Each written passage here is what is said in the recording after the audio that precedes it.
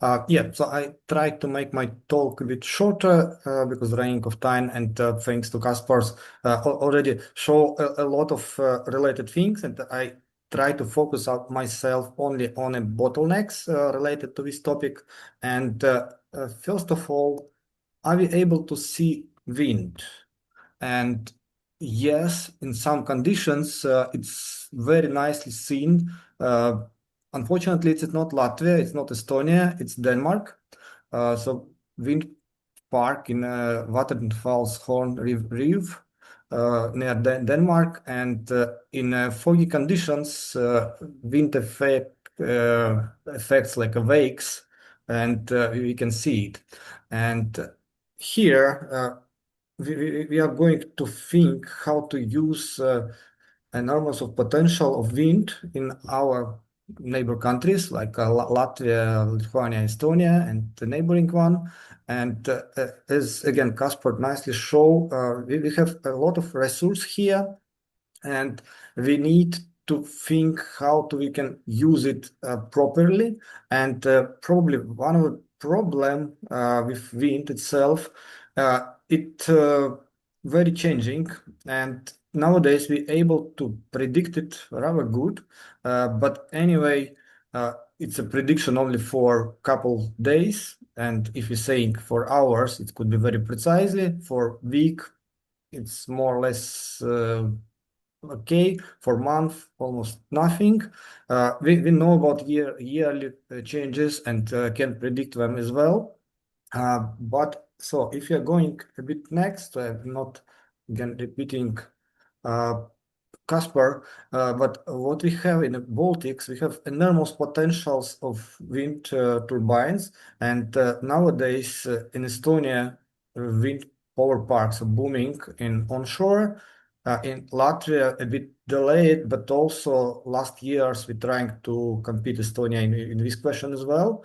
Uh, Additionally, it's same happens with solar plants. Solar plants in Latvia are growing, I don't know, every month almost. So it again takes a lot of potential energy what can be produced.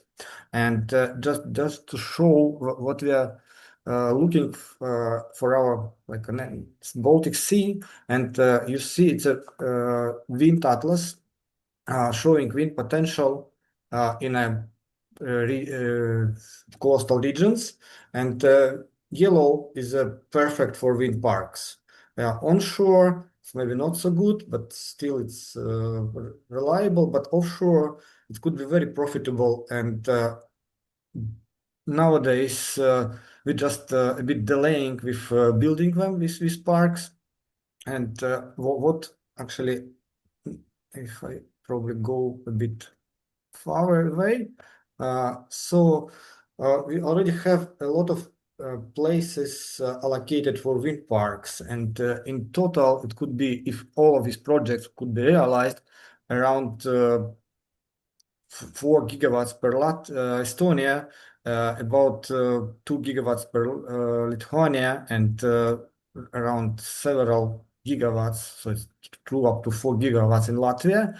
And here is again a problem.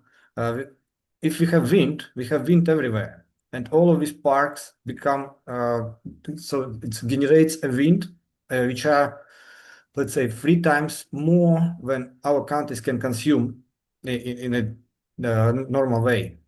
Of course, we have some kind of networks and grids and interconnections between countries, but just to show how it looks for today. So we have more energy in Estonia, translating to Latvia and going back to Lithuania, and uh, current grids are not able to accumulate all future projects. So we have to make more reliable grids, make it more connected together, not only Baltic states, but also Nordic states together. And this is one of biggest issues and bottlenecks. So we will have all projects, so wind and also sun, they saturate our networks and become, in this case, not even like a good value, but dangerous value because it's corrupts energy market at all. So, and if you already know, we have similar situation in Germany when it's a lot of wind and a lot of wind production, and Germany to make us like a prices for electricity in negative. So they pay to consume or need to stop wind parks. And of course, here is a lot of some kind of development projects, but it's rather small compared to grid needs. If we assume all wind projects, offshore wind projects could be built and in place. And one of the solution, of course, it's batteries. But here is again a problem with batteries. So it's not big scales. It's lithium batteries, and it's after end of the life. They have to be utilized properly, and this become again very big risks for ecological aspects because utilization of batteries is become nightmare for future. And some just example of scaling. So it's Australia, 200 on up to 400 megawatt hours BESS system launched recently.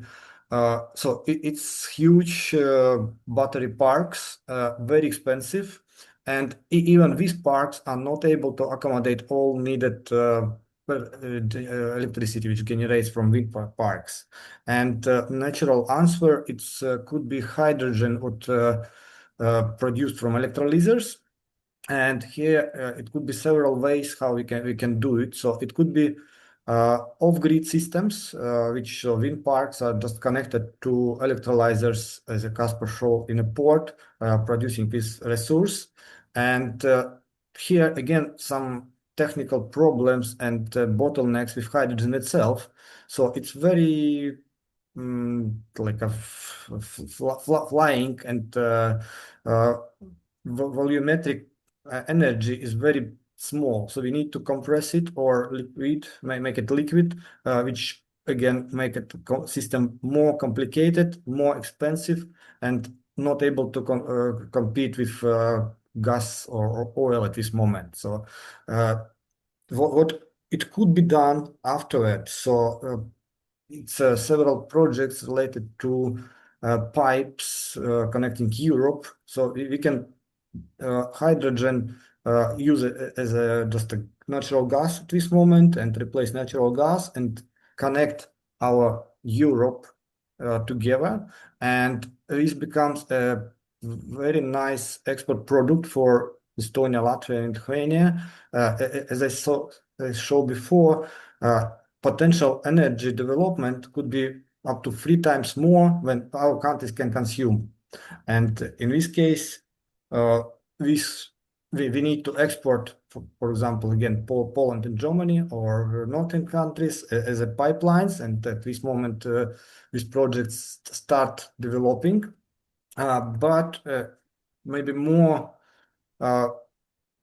easiest way in this case to convert it to ammonia and methanol, which is more understandable how to transport, store, and in this case manageable and again easier to use and easier to store and easy to convert it back to energy.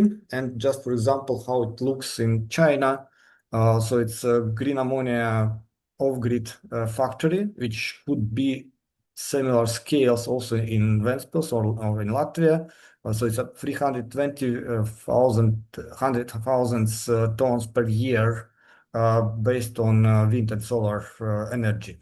And so this natural port like a hubs and it could be several hubs in Baltics, which brings very nice energy store in energy security and export product for us, and possibly hopefully in future it will be not only Gothenburg but also Ventspils, same plants and same scales actually, because it's enormous energy here. And yeah, so I think I also we're coming time, and thank you.